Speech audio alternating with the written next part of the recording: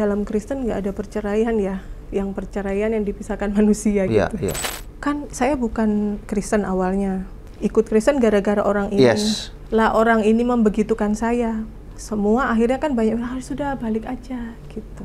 Jadi apapun itu yang buruk atau apa, ya teruslah berbaik sangka pada Tuhan.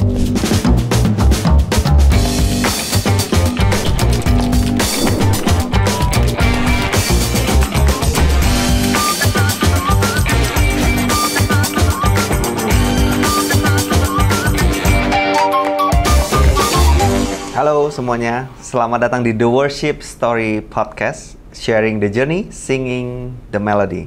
Hari ini kita akan mendengar satu kisah menarik tentang perjumpaan dari teman saya, perjumpaan dia dengan Kristus di dalam kehidupannya. Hari ini tamu kita adalah Bu Asti.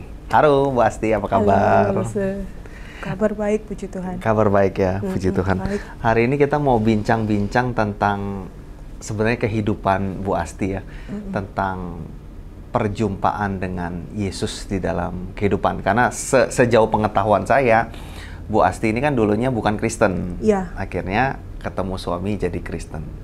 Itu gimana tuh Bu Asti? Ya awalnya memang bukan Kristen, lalu ketemu dengan seseorang ini, kenal sampai dengan proses menikah itu kami 1 tahun. Ya. Seperti itu.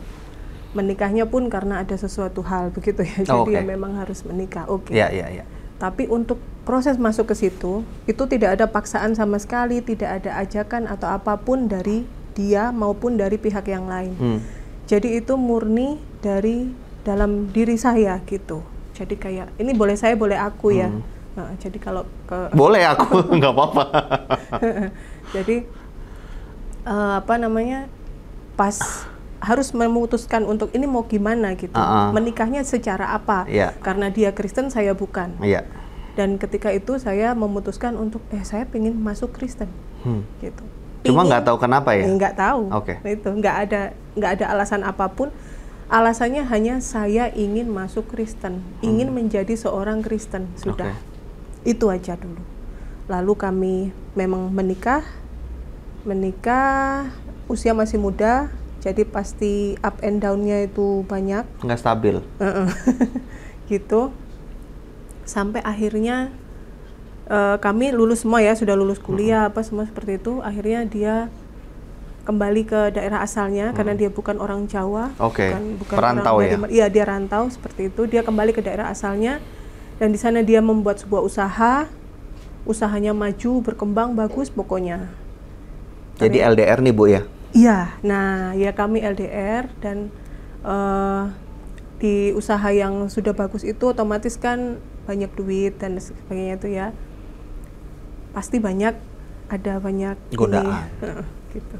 Ada banyak godaan, ada yang menggoda dan ada yang tergoda. Pastinya seperti itu. Harus dari dua-duanya iya. Kan? Nggak tahu asalnya yang mana, tapi pokoknya pasti ada dua itu gitu. Dan ketika godaan itu disetujui untuk diiyakan, berarti jadilah segala sesuatu itu menjadi lain dari tracknya. Waktu itu udah punya anak berarti ya Bu Asti? Iya, sudah punya anak, iya 2 itu. 2 ya? Sudah punya anak 2. Dan pas tahu kalau ada sesuatu yang berbeda itu, kan kami LDR bagaimanapun itu kan masalahnya di komunikasi. Ya memang komunikasi, tapi waktu itu susah. Kenapa susah? Nah ternyata itu tadi yang tentang godaan dan ya semacam-macam itu. Akhirnya saya ketahui bahwa dia memang memiliki yang lain. Seperti itu. Nah terus setelah saya tahu seperti itu, ya memang pas saat itu tuh kayak nggak antara bingung, sedih, marah atau apa itu perasaan yang campur tidak aduk. Tahu mau apa. Tapi yang saya pikirkan kala itu bagaimana caranya untuk kedepannya. Ini pernikahan mau diapakan? Saya punya anak-anak juga bagaimana? Dan jadi posisi sudah terkonfirmasi ya? Iya, sudah tahu jelas gitu ya? Bahwa suami udah punya pasangan lain, udah resmi ya, istri gitu ya? Ya gitulah ya, kayak semacam seperti itu. Terus orang ini kan pasti kan mikirnya apa, gimana gitu kan, bingung gitu ya.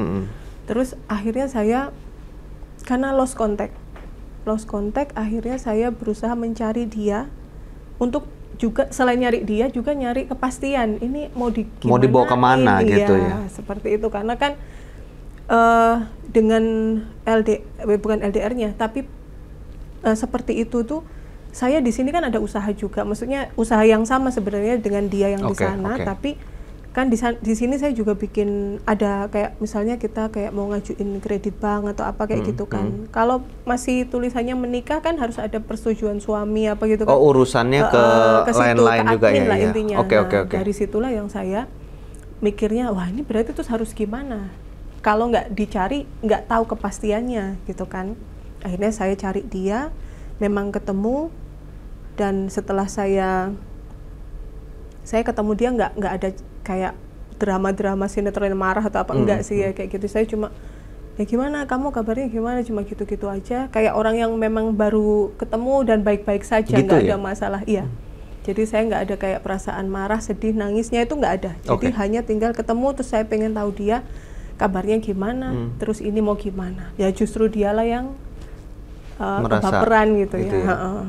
Terus sampailah pada titik saya tanya, kamu kalau mau balik dengan saya nggak apa-apa, saya mengampuni, saya memaafkan, saya mengampuni kamu, tapi kalau kamu nggak mau ya gimana itu, maksudnya kayak seperti itu saya tanya. Iya, tadi saya juga pengen tanya ke Bu Asti soal itu. Maksudnya kan Bu Asti kan digantung seperti ini, pengen mikir ke depannya gimana. Artinya ketika sudah mengetahui ada affair itu ya, artinya kan masih ada dua opsi, antara mau mengampuni atau udah pisah aja gitu kan.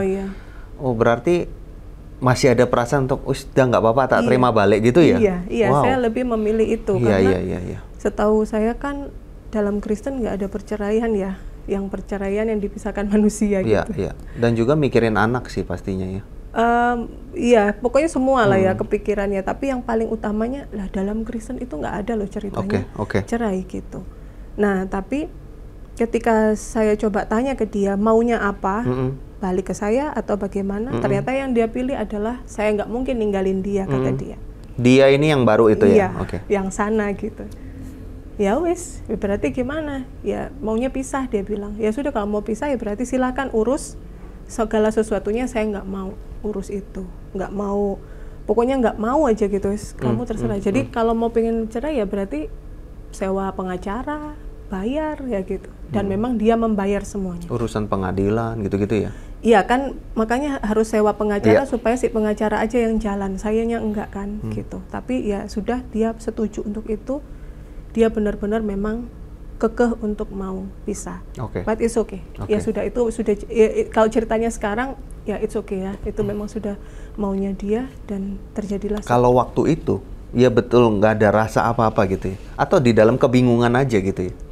Lebih ke kayak ya wis siapa ini loh gitu aja. Gitu. Karena kan hidupnya mesti gitu. Jalan terus ya kan. Itu. Jadi kalau mau disuruh bingung atau apa atau sedih itu ya, itu malah hampir enggak ya. Jadi lebih ke arah logika, iman tadi itu. Tapi kalau baper itu hampir enggak di masa itu. Nah terus akhirnya tibalah sampai memang pengurusan di pengadilan dan lain sebagainya, sampai pegang surat cerai resmi, keputusan pengadilan. Di saat itulah mulai terasa gitu. Setelah itu justru. Oke. Ya, mulai terasa, cerai ya. Cerai gitu, nih ya gitu ya. Kan suratnya udah dipegang. Oke, bagian cerainya itu istilahnya waktu itu nggak terlalu, karena zaman itu kan saya pelayanan, saya masih ngurusin usaha, saya masih sibuk dengan anak. Sibuk gitu ya, disibukkan dengan yang lain-lain. Jadi ibaratnya bukan melarikan diri dengan kesibukan, tapi justru memang saya sibuk waktu itu, banyak kegiatan. Jadi nggak sempat mikirin yang begitu ya? Kayak semacam itu. Nah justru begitu pegang suratnya itu, lah ini gitu kan. Terus gimana ini kan gitu, tapi beneran ya ternyata gitu ya? Kan, cerai beneran gitu kan. Terus yang jadi permasalahannya bukan di sebelah kejiwaan saya malahan, tapi di sebelah kayak, kan saya bukan Kristen awalnya. ikut Kristen gara-gara orang ini. Yes. Lah orang ini membegitukan saya. Semua akhirnya kan banyak sudah balik aja gitu. Gitu ya. Balik aja. Sangat masuk akal sih. kan udah disakitin. Iya benar. Ya, sudah disakitin. Nggak jadi lebih baik misalnya. Terus lihat dia bukan pribadinya ya, tapi lihat contohnya kok begitu gitu kan. Nah itu di situ ya, apa itu? mulai pergumulannya. Jadi saya harus gimana Tuhan kayak gitu kan? Saya harus memilih jalan seperti apa? Dan ini kan karena banyak yang desas-desusnya tadi itu ya, wis balik aja, sampai seorang tukang rujak langganan pun aja itu dia bilang kok gak balik aja gitu. Nah jadi aku mikir waktu itu sambil maksudnya kayak tanya sama Tuhan itu beberapa iya dasarnya itu yang pertama yang aku ingat itu adalah manusia itu kan berdosa ya, dan dia nggak akan pernah lepas tuh dari dosa itu. Mau seperti apa besar kecilnya pasti dia ada dosanya gitu, dan selalu diproduksi selama dia masih hidup. Memproduksi bahasanya dosa. Diproduksi. Nah, iya benar-benar ya. Dosanya selalu diproduksi. Mau sehari mau berapa kali pasti ada jatuhnya. Pasti ada dosanya gitu. Saya dari situ, oh ini dosa ini selalu muncul. Mau kita menghapusnya itu caranya bagaimana gitu. Dengan perbuatan baik, dengan melakukan apa, sebanyak apapun, sesering apapun, sebesar apapun kita melakukan perbuatan baik kayak yang ibaratnya supaya menghapus itu tadi, kan tetap nggak bisa. Karena sambil produksi terus. Lah iya, nggak nutut. Iya, jadi yang ini mungkin wis gini terus, ini kita kapan akan mencapai? Nah itu yang pertama. Jadi karena manusia terus berdosa, terus akan memproduksi dosa dan tidak akan pernah bisa menghapusnya kecuali Tuhan sendiri yang menghapusnya. Lah yang keyakinan seperti ini kan hanya ada di sini nih. Itu yang pertama. Ini aku tak sambil nyontek ya, takut salah. Nggak apa-apa. Terus Tuhan itu suci. Tuhan itu suci, tapi kita nggak pernah tahu standar kesucian dia seberapa. Sekalipun kita bilang kita suci, tapi standar kesucian Tuhan itu sampai di mana kita nggak akan pernah tahu. Dia nggak pernah bocorin juga gitu loh. Jadi kan yang bisa mensucikan, melayakkan dan melepaskan kita dari dosa tadi itu ya hanya Beliau sendiri kan. ACC Beliau sendiri gitu. Oke, kamu misalnya kamu seorang Asti yang begitu ya, oke lah ACC misalnya gitu ya. Itu hanya kuasa Tuhan saja. Nah itu yang pertama aku ingat. Jadi kayak manusia itu terus berdosa dan gak akan mungkin bisa menghapus dosanya dengan apapun gitu, dengan cara bagaimanapun. Itu hanya welas asih Tuhan gitu.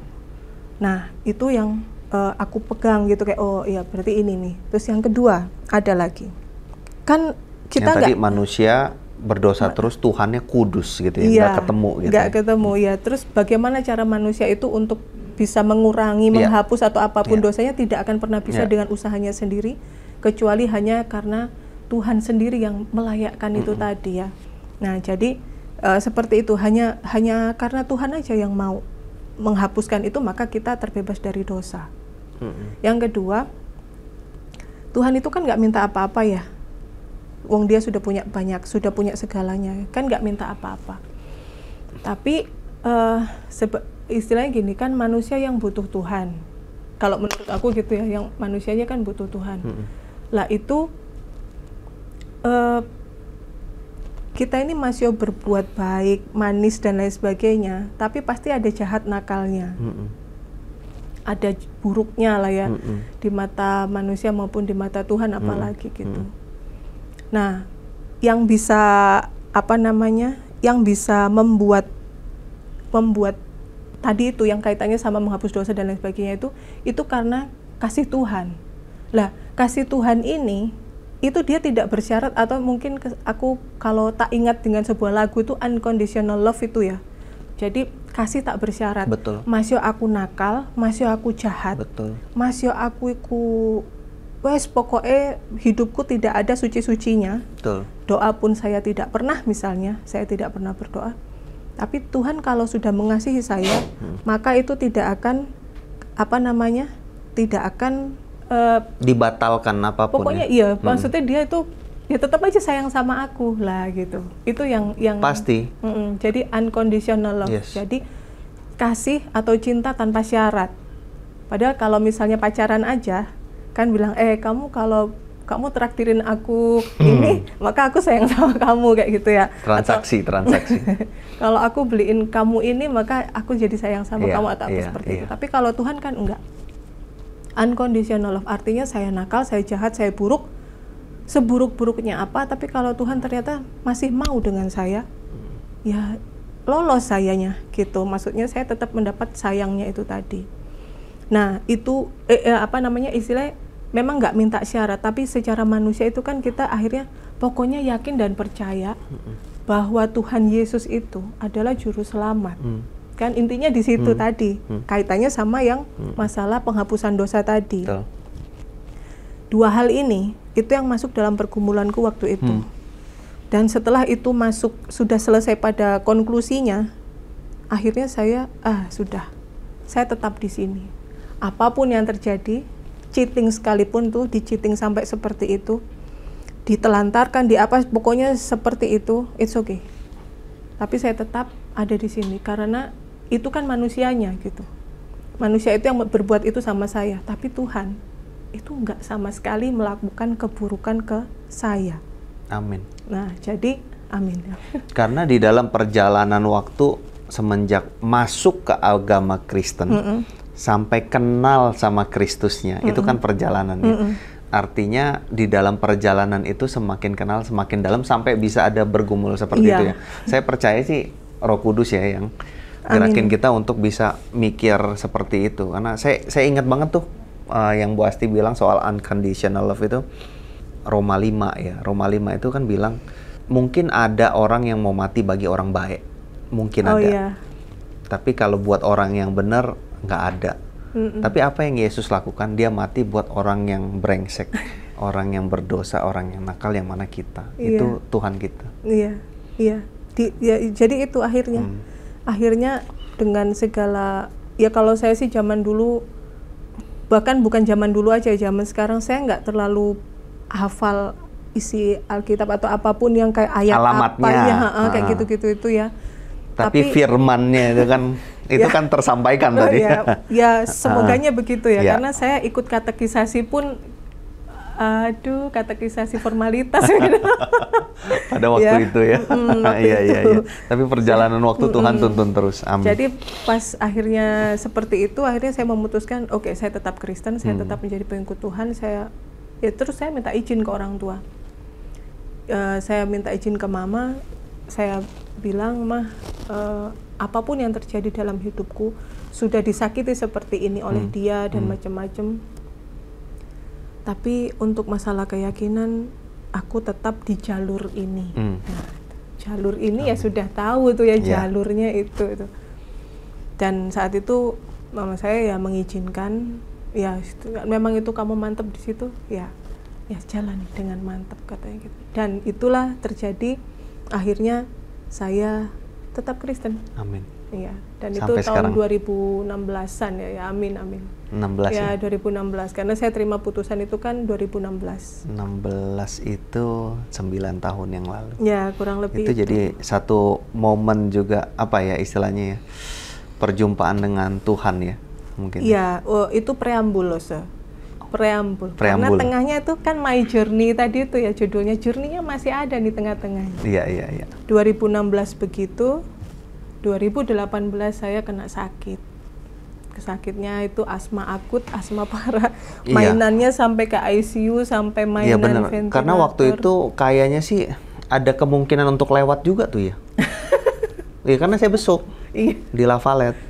Jadi saya cuma lihat Bu Asti itu di ruang ICU. ICU itu kan kaca ya. Waduh, itu udah alat masuk semua itu ya, satu badan ya. Iya, itu. Nggak bisa dijenguk, cuma bisa ditengok dari kaca aja ya. Kita doain dari situ. Apa momen apa itu? Itu semacam pembuktian bahwa Tuhan itu benar-benar mengasihi gitu. Bahwa ya itu kan sudah di perbatasan gitu ya antara Anyar dan Jakarta gitu ya, Anyar dan Jakarta, pokoknya perbatasan gitu loh. Jadi Di saat itu saya nggak bisa berdoa kan, tapi kan ketika kesadaran itu muncul, saya selalu berteriak, Tuhan Yesus tolong saya. Dan saya tidak malu untuk mengatakan itu sekalipun orang juga lihat kalau ibu saya berhijab. Iya. Jadi sempat dokternya itu nanya juga, dokter anestesi, ini kok bisa anaknya ngomong begini, ibunya begini gitu. Memang iya. Dipikir halu.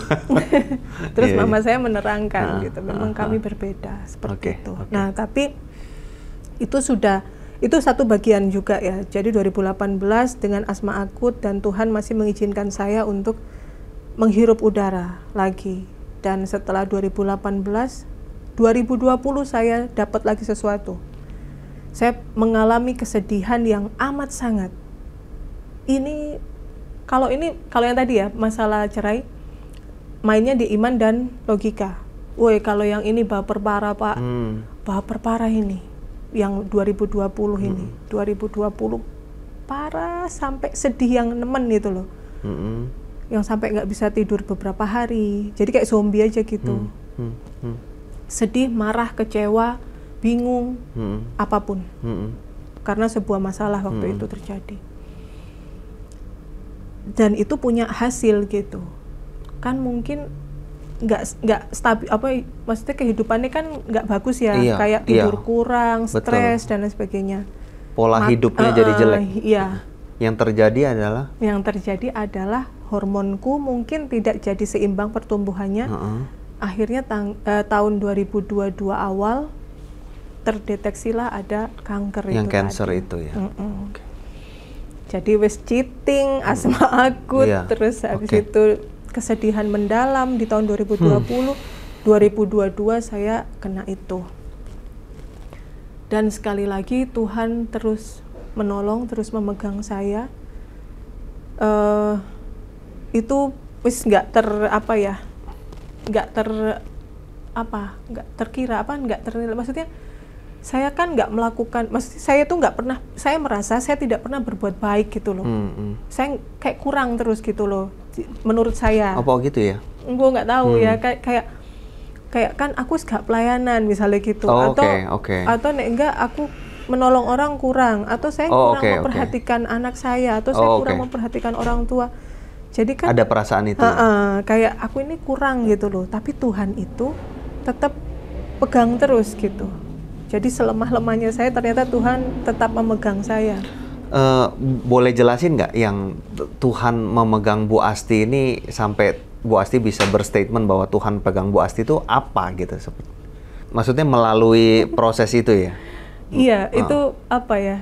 Melalui masa-masa terapi itu ya? Kan susah, kan yang ku jalani itu susah ya? Iya. Susah gitu, berat, sakit gitu. Tapi Tuhan itu tetap mau memegang, tetap mau, istilahnya gini,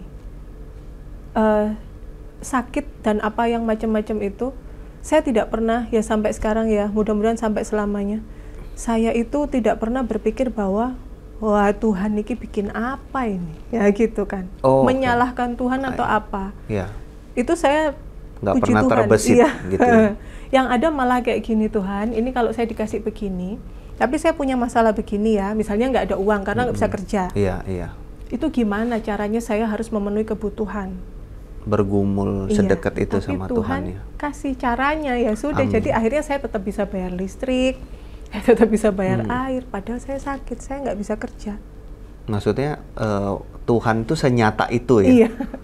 Iya. Bahkan ku ajak ngobrol. Amin. Bukan berdoa ya, bukan berdoa. Saya ngobrol dengan Tuhan. Ya kayak ngobrol dengan Lose ini sudah.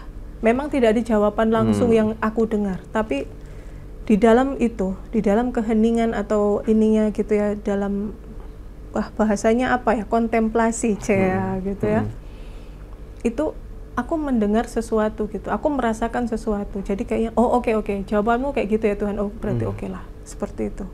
Dan itu terus saya lakukan sampai dengan detik ini. Jadi kalau mau dibilang kasih Tuhan itu sangat nyata buat saya, tidak bersyarat tadi itu. Amin, unconditional love itu, wah itu beneran. Beneran karena dirasakannya sebegitunya gitu. Iya. Dan ada satu tambahan, ini mungkin sebelum anunya ya, ending gitu misalnya gitu. Aku menemukan bahwa Tuhan itu bisa benar-benar jealous gitu. Gimana tuh? Keren ya. Gimana Maksudnya bagi aku keren ya itu. Iya. Ketika aku memikirkan sesuatu, merasa aman dengan itu. Kayak contoh, oke, uang ada, terus aku mau pergi kemana, aku bisa berangkat. Paham. Gitu ya. Paham. Terus ternyata Tuhan itu kayak, iya uang ada bisa berangkat, tapi aku nggak kepengen kamu tuh ke sana. Paham. Di saat itu tuh langsung kayak, oh alah, jadi aku itu nggak boleh tak ke sana. Nggak boleh tak aku itu, misalnya kayak memilih seorang, misalnya, ya maklum saya kan jomblo rekayasa gitu ya. Jomblo rekayasa. Jadi kan misalnya ada sebuah relationship yang kepengen dijalani atau apa semacam itu. Tapi ketika aku ini selalu berstrategi untuk bisa dengan dia. Usaha sendiri. Tapi Tuhan bilang, enggak bisa sama itu. Bukan maunya Tuhan. Enggak, pokoknya nggak usah ngotot kamu kayak gitu ya. Jadi ketika itu baru sudah terjadi bahwa sepaksanya saya apa gitu, apa namanya, usahaku gitu, Tuhan bilang tidak toh, itu aku baru gini, oh oke. Jadi jealousmu di sini ya, gitu.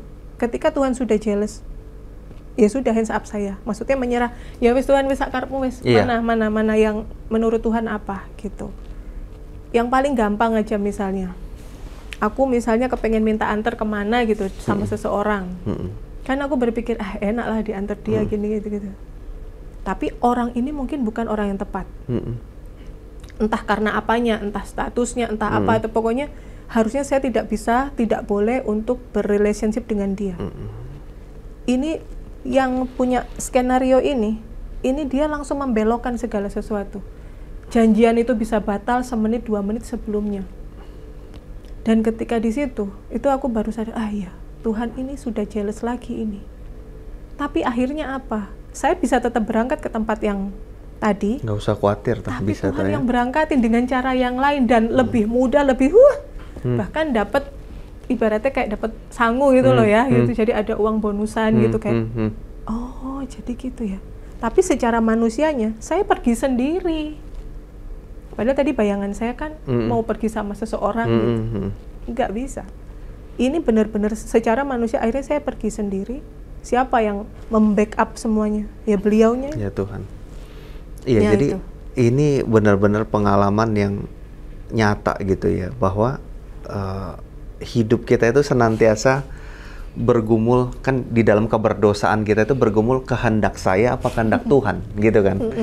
Hidup yang Bu Asti jalani ini kan semacam satu disiplin, spiritual disiplin, disiplin rohani yang terkoneksi, nanya terus, kalau salah ya bertobat, minta ampun gitu sama Tapi Tuhan. Bikin lagi nanti salahnya saya tuh. Itu sampai kita jalan panjang sama Tuhan, sampai Tuhan panggil kita pulang sih sebenarnya. Iya, tapi kita pelan-pelan naik-naik gitu ya. Kesaksian yang berharga banget, menceritakan tentang perjumpaan sama Tuhan ya. Dari yang awalnya masuk cuma sekedar kenal sama agama Kristennya, sampai kenal sama Kristusnya, sampai kenal sama Tuhannya, Bu Asti. Iya. Thank you banget untuk kisahnya. Dari kesaksian ini mungkin Bu Asti boleh sampaikan ke kita dan para pendengar nanti, apa sih kira-kira key point apa gitu ya dari perjalanan hidup dari kenal Tuhan sampai ke titik ini, Bu Asti. Kalau cuma lihat dari hidupku ya, nggak bisa lihat dari hidup orang lain ya. Yes, banyak betul, sekali kepahitan, kesulitan atau apapun yang mungkin aja tuh awalannya gara-gara cheating, yang itu cerita itu dicheatingin ya, bukan saya yang cheating, terus sampai sakit dan lain sebagainya, macam-macam. Artinya banyak sekali kepahitan. Tapi itu Tuhan selalu menolong gitu. Tuhan selalu ada di situ. Ada seorang sahabat itu bilang gini ke saya, Mbak Asti, panggilnya Mbak loh ya, Mbak, bukan Bu. Aku mestinya panggil Kak ya. Dia bilang gini, Mbak Asti, teruslah berbaik sangka kepada Tuhan. Jadi apapun itu yang buruk atau apa, ya teruslah berbaik sangka pada Tuhan. Terus saya bilang, amin, iya C. Saya bilang begitu, iya C, memang seperti itulah yang selama ini secara nggak sengaja sudah saya jalani. Dan seorang sahabat ini ibaratnya kayak mengafirmasi itu. Amin. Langsung dia bilang, teruslah berbaik sangka kepada Tuhan. Oh iya. Karena itulah. Justru seringnya kita buruk sangka gitu ya. Kan kayak kecewa sama kenapa Tuhan. Sih Tuhan? Nah, kenapa sih Tuhan? Gitu ya. Nah itu loh. Pertanyaan kenapa itu, sejak saya kenal Tuhan, saya tidak pernah lagi bertanya kenapa. Amin. Yang saya tanyakan hanya bagaimana, apa, harus apa, gitu-gitu. Kedepannya mesti gimana, gitu ya. Tapi kenapa itu tidak. Karena siapa yang akan bisa menjawab kenapa? Nggak ada. Sepercaya itu kita sama Tuhan kita seharusnya ya. Gitu. Karena dia kan pasti rancang yang paling baik. Itu. Terus apa tadi bahasanya? Berbaik sangka. Berbaik sangka. Teruslah berbaik sangka. Teruslah berbaik sangka kepada Tuhan. Paham. Iya, dan saya ya mengamini itu, setuju. Terus saya kan kayak kepikir, oh iya ya, selama ini yang saya lakukan memang secara tidak sengaja ya seperti itu. Karena saya tidak marah sama Tuhan, cuman kadang-kadang kayak, Tuhan nek gini maksudmu opo lah, terus aku harus opo iki ya gitu. Nah, itu. Jadi di dalam ketidakmengertiannya. Iya, tapi disitulah akhirnya mendapat jawaban dari Tuhan. Jadi di situ tuh peran iman tuh ya,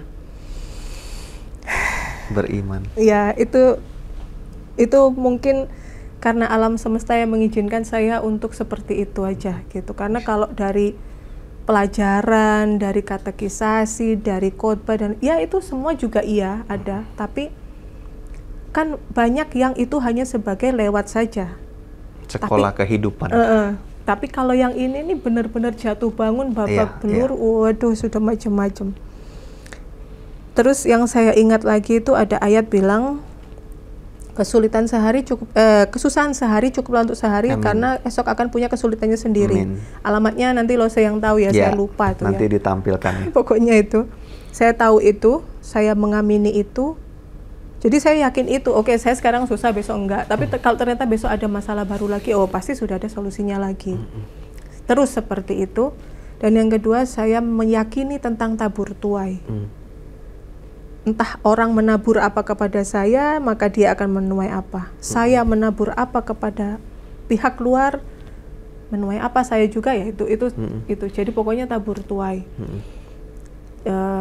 Bukan yang seperti mungkin apa ya, karma. Bukan ya. Lain itu aku lain. lebih kepada tabur tuai itu kan itu sebenarnya konsekuensi logis dari apa yang kita lakukan. Jadi kalau aku sih lebih ke arah tabur tuai, bukan yang itu tadi karma gitu. Terus sekalipun kita ini disakitin, kadang tuh ada dendam atau jangget ngenai bahasa nih, gitu ya, bahasa Jawa. Sakit hati, sakit seperti itu, dan kita nggak akan pernah lupa, atau kita ini ya, pokoknya kita akan terus mengingat apa gitu ya. Padahal itu sebenarnya yang semakin memperberat langkah kita. Jadi bagi saya, ketika siapapun mereka menyakiti saya, apapun keadaannya, dengan cara apapun, it's okay. Itu hak kamu memang untuk berlaku seperti itu. Dan saya berusaha memahami kenapa kamu melakukan itu buat saya, meskipun itu hanya reng-rengan aja. Jadi seolah-olah berempati gitu ya. Oh, kamu melakukan ini karena mungkin kamu nggak suka saya karena ini gini gitu ya. Tapi itu hanya umpama saja. Tapi setelah saya mendapatkan keumpamaan itu, saya lalu punya kayak, oh, oke, saya bisa memaafkan kamu di sebelah situ. Maka saya mengampuni kamu. Selesai sudah. Saya tahu kamu pernah menyakiti saya, tapi saya tidak akan membawa itu terus-terusan. Saya dulu tidak kenal kamu, setelah itu kamu menyakiti saya, bukan berarti saya akhirnya tidak kenal kamu. Dulu nggak kenal, sekarang nggak kenal, kan ada tuh yang kayak gitu ya. Nggak aku. Ya dulu nggak kenal, terus kenal, ternyata menyakiti, ya wes lah gitu loh. Ya mungkin nggak gaul sama kamu, ya bisa jadi, tapi saya tetap kenal kamu, saya tetap tahu kamu, gitu. Dan itulah proses untuk terus belajar mengampuni itu, ya harus bisa supaya lebih ringan gitu jalannya buat saya seperti itu. Betul.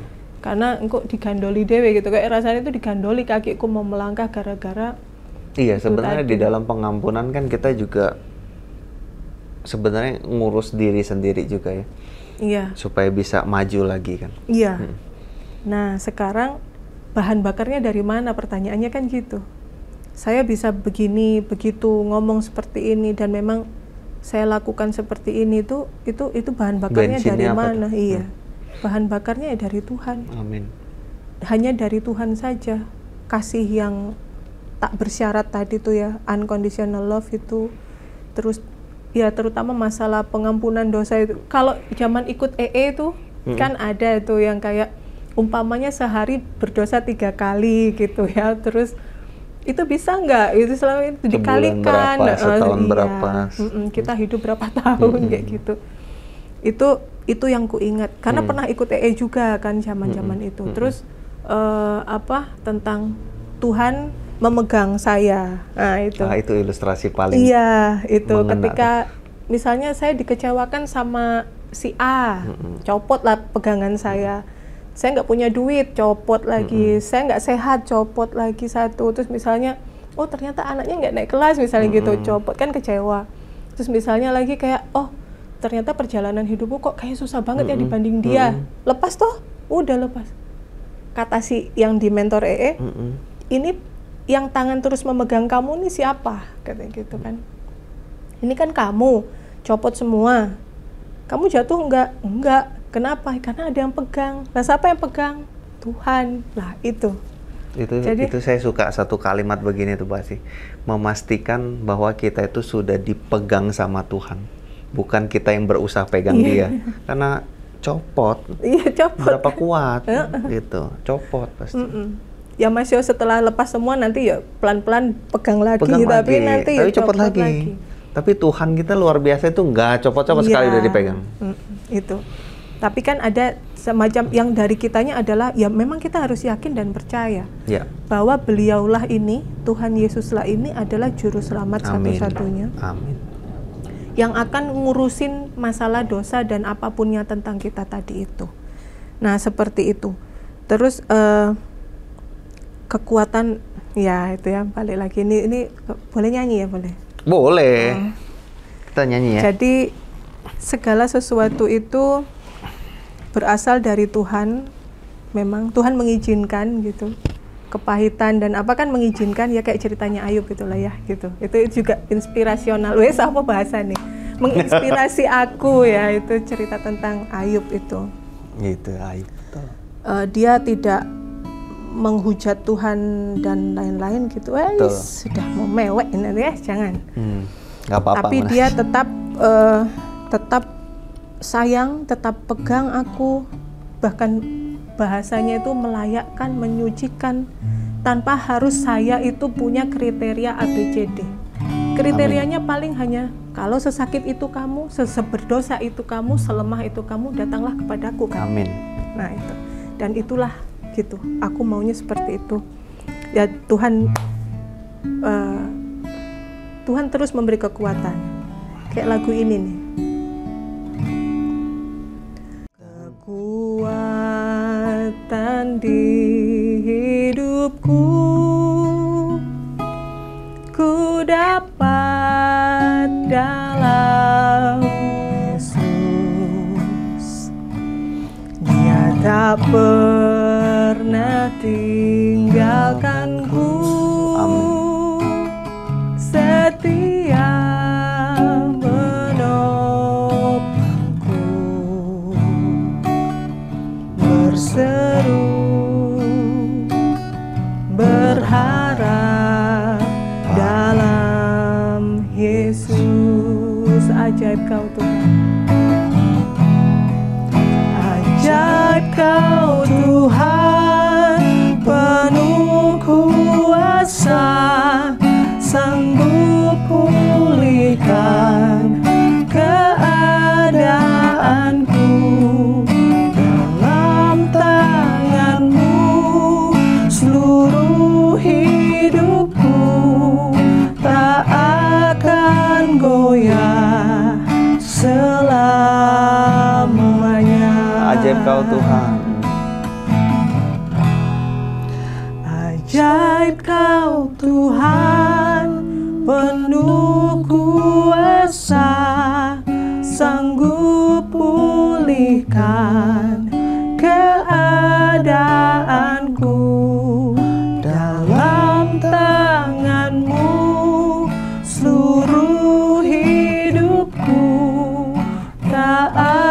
akan goyah selamanya. Tak akan goyah Selamanya. Amin. Amin. Kekuatan di hidup kita adalah di dalam Tuhan yang memegang kita selalu. Dan mohon doanya juga, lusa saya menjalani operasi, jadi tolong didoakan. Bu Asti akan menjalani operasi Pengangkatan kelenjar getah bening. Kelenjar getah bening, ya, kita sama-sama berdoa. Kami bersyukur kepada Tuhan yang mengasihi kami begitu rupa.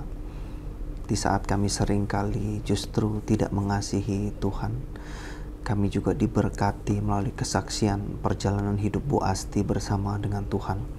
Tuhan yang sudah menolong di masa yang lalu, kami percaya Tuhan yang akan menolong di masa sekarang dan ke depannya. Kami percaya Tuhan yang sudah pegang erat tangan hamba-Mu ini, dan juga Tuhan yang akan menolong senantiasa. 2 hari ke depan, operasi pengangkatan kelenjar getah bening akan dilaksanakan. Tuhan tolong untuk persiapan hati, mental, dan juga fisik. Tuhan tolong tenaga medis, para dokter, para suster yang akan melakukan operasi ini. Tuhan tolong setiap alat-alat yang dipakai agar kiranya semuanya boleh berjalan sesuai prosedur dengan baik, berhasil, dan Tuhan berikan pemulihan untuk Bu Asti sehingga boleh di dalam kondisi yang terbaik dan juga melayani Tuhan dengan kemampuan yang terbaik. Tuhan pimpin hamba-Mu demi Kristus Yesus. Amin. Amin. Thank you Bu Asti, selamat dan semangat menjalani proses ini. Ya, Sampai jumpa di The Worship Podcast episode selanjutnya.